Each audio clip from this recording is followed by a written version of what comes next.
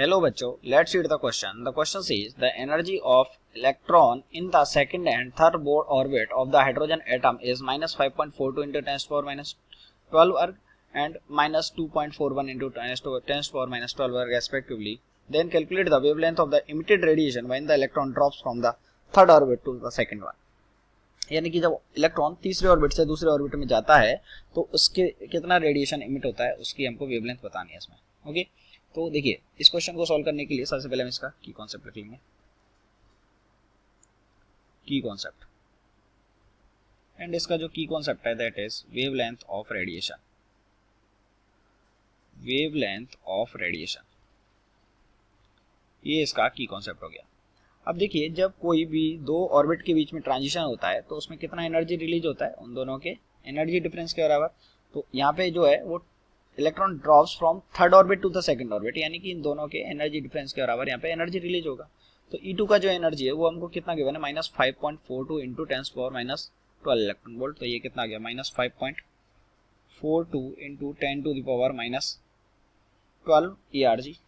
Okay यार, minus of E3 तो minus minus कितना हो जाएगा plus 2.41 into 10 to the power minus 12 erg. तो यहाँ से हमारे पास आ गया minus 3.01 into 10 to the power minus 12 erg. And we know that 1 अर्ग ERG ये किसके इक्वल होता है, ये इक्वल होता है 6.24 into 10 to the power 11 electron volt के.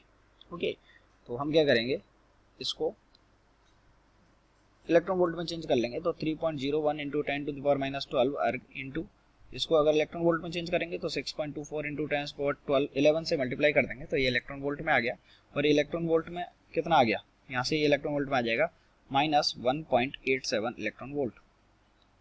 ओके, अब अगर हम इसका सीधा मॉड्यूलस लें एनर्जी का तो एनर्जी डिफरेंस कितना आ रहा है, एनर्जी डिफरेंस आ रहा है कितना 1.87 इलेक्ट्रॉन वोल्ट.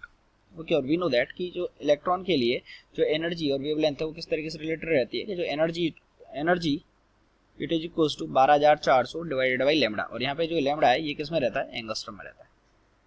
ये एंगस्ट्रम में रहता है तो अब इसमें जस्ट फॉर्मूला पुट कर देंगे तो it is equals to 12400 divided by lambda. और लैम्डा हमको निकालना है तो लैम्डा इज इक्वल्स टू कितना आ जाएगा 12400 डिवाइडेड बाई 1.87. ओके, 1.87. तो इसको सॉल्व करेंगे तो ये लैम्डा यहाँ से कितना आ जाएगा, ये आ जाएगा 6631.01 एंगस्ट्रम, क्योंकि हमने बताया था ना ये एंगस्ट्रम में आता है.